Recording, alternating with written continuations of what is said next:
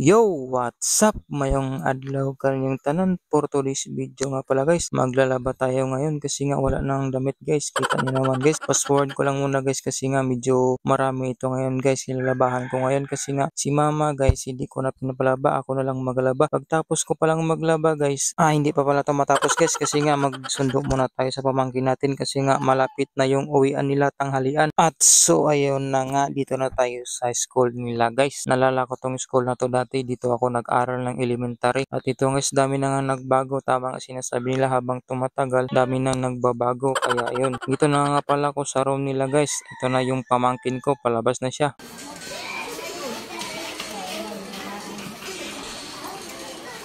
Sus, lugaya. Oh, Kaya nagsuot mo ko.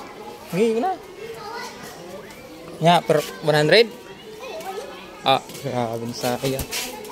At ayun na nga guys, nakarating na tayo dito sa bahay namin. Hindi ko lang na-videohan guys kasi nga naglalakad kami guys. Medyo mainit kasi guys, kaya ayun, ito na lang muna.